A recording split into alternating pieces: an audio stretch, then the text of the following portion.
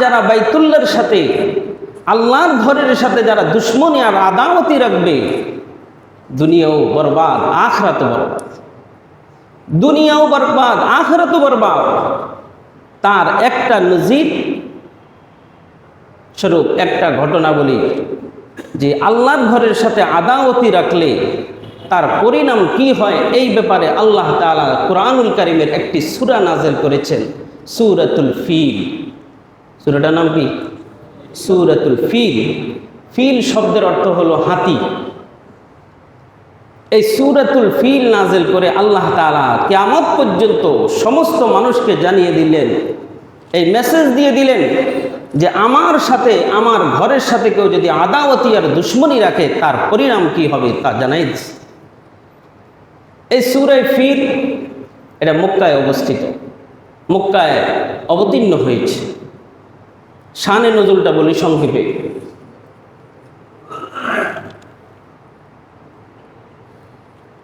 ইয়ামানের বাদশাহ আবরাহা, সে মক্কার মধ্যে খ্রিস্টান ধর্ম প্রচারের উদ্দেশ্যে এবং মক্কার আরবিদের সাথে প্রাচ্যত্যে আর রোমানদের সাথে ব্যবসায়ী সম্পর্ক বিচ্ছিন্ন করার উদ্দেশ্যে এবং প্রাচ্যত্যের ব্যবসা বাণিজ্য সেই ইয়ামানের দিকে ঘুরিয়ে দেওয়ার জন্য একটা চক্রান্ত করলেন। সেই চক্রান্ত স্বরূপ 570 খ্রিস্টাব্দে সেই ইয়ামানের সানা নগরীতে আল কালিস নামক একটা গির্জা নির্মাণ করলেন। খুব খেয়াল করবেন, ইয়ামানের সানা নগরীতে আল কালিস নামক একটি গির্জা নির্মাণ করলেন হুবহু বাইতুল্লাহর নমুনায়। কিসের নমুনায়? বাইতুল্লাহর নমুনায়।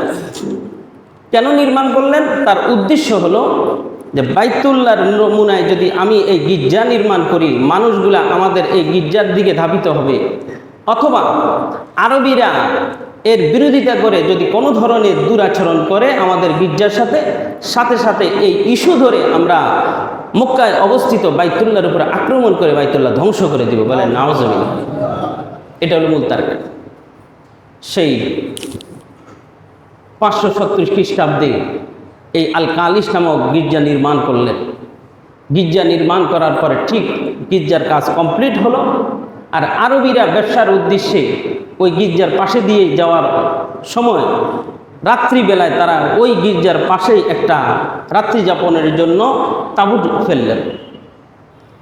আর বাদশার লোকেরা আগের থেকেই প্রস্তুত রয়েছে যে আরবিরা যদি আশেপাশে কোথাও তাঁবু টানে, সঙ্গে সঙ্গে এই গির্জার মধ্যে একটা দুর্ব্যবহার করবা, ওই দুর্ব্যবহারের ইস্যু ধরেই আমরা আরবের উপরে আক্রমণ করব। ঠিক তাই করা হলো।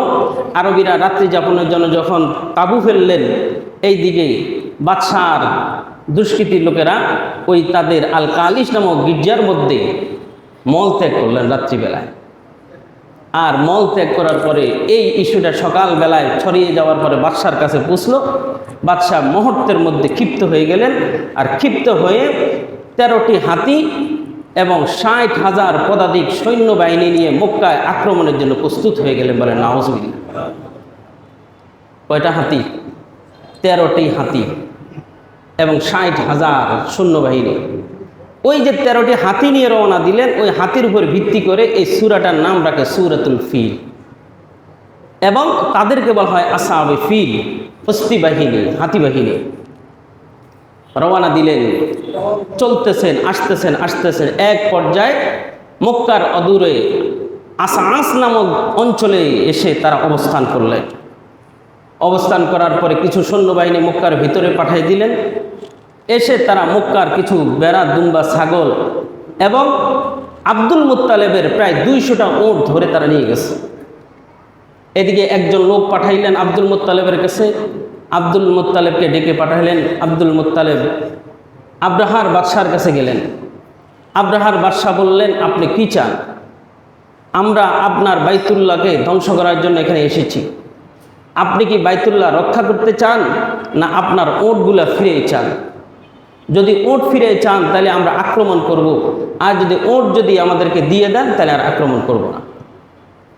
আব্দুল মুত্তালেব বললেন, দেখেন, ওটের মালিক হলাম আমি, কিন্তু বাইতুল্লাহর মালিক তো আমি না। বাইতুল্লাহর মালিক তো আল্লাহ তাআলা।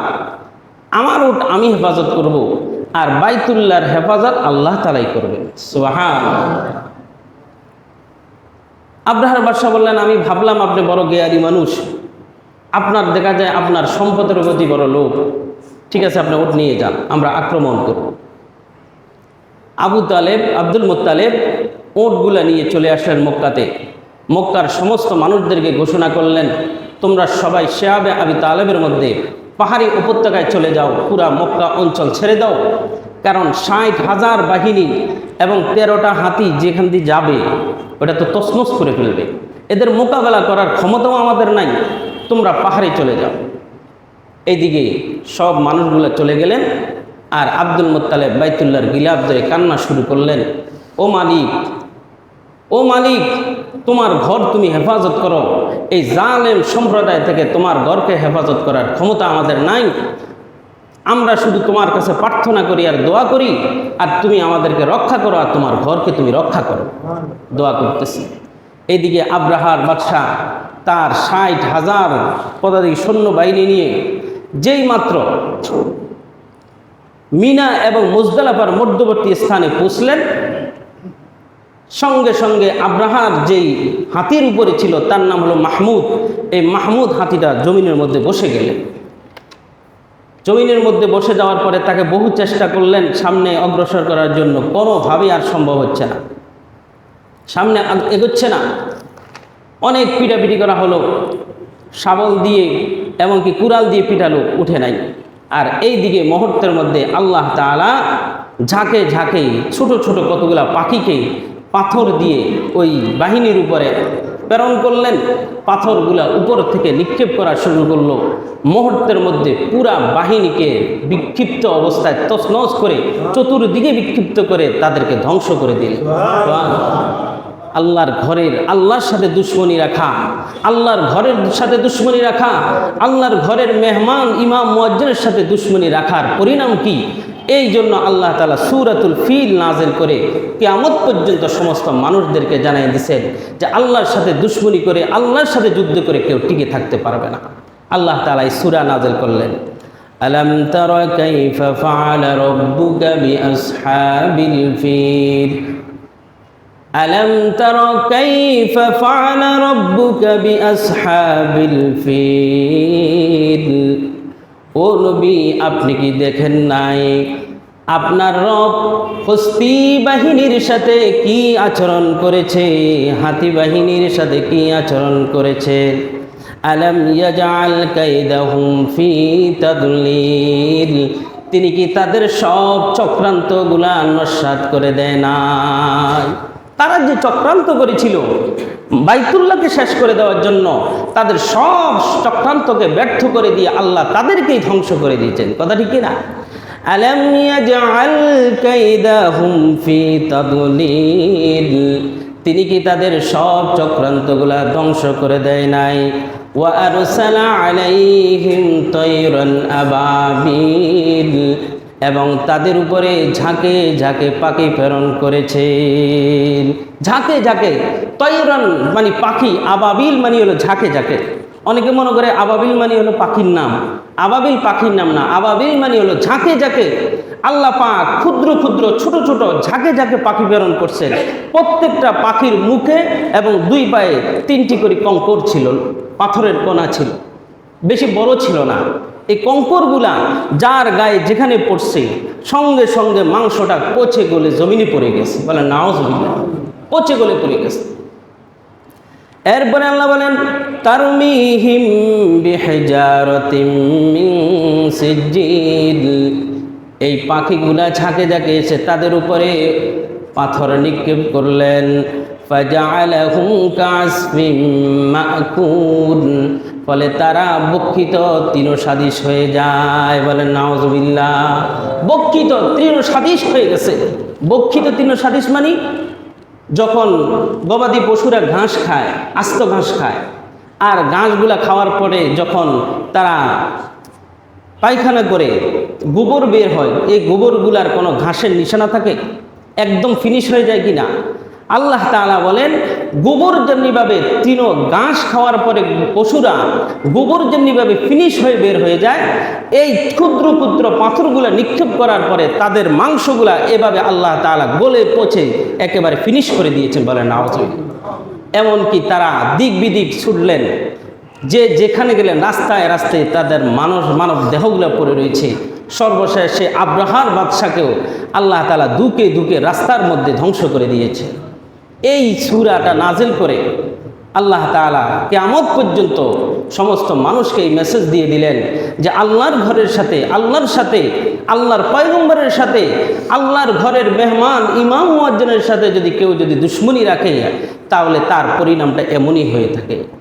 আর যারা আল্লাহর ঘরের সাথে আন্তরিকতা রাখবে, ভালোবাসা রাখবে, মহব্বত রাখবে, তাদের পরিণাম কি হবে? খলিলুল্লাহ ইব্রাহিম আলাইহিস সালামের মতো হবে। ইব্রাহিম আলাইহিস সালাম বাইতুল্লাহ নির্মাণের পরে যা দোয়া করছেন তা দোয়া কবুল করছেন কে? আল্লাহ তাআলা। দোয়া করছেন রব্বানা তাকাব্বাল মিন্না ইন্নাকা আনতাস সামিউল আলিম। ও আল্লাহ, তুমি আমাদের এই নির্মিত বাইতুল্লাহকে, তোমার ঘরেরকে তুমি কবুল করো। এমনভাবে কবুল করলেন কিয়ামত পর্যন্ত এই বাইতুল্লাহ তওয়াফ কোনোদিন বন্ধ হবে না। মানুষেরা করবে এবং এই মানুষ করা যদি বন্ধ করে দেয়, ফেরেশতারাও তওয়াফ করবে। সুবহানাল্লাহ। এরপরে দোয়া করলেন ওয়াইজ ক্বালা ইব্রাহিম রব্বি জাআল হাযা বালাদান আমিনা, যে আল্লাহ তুমি বাইতুল্লাহকে নিরাপদ করে দাও।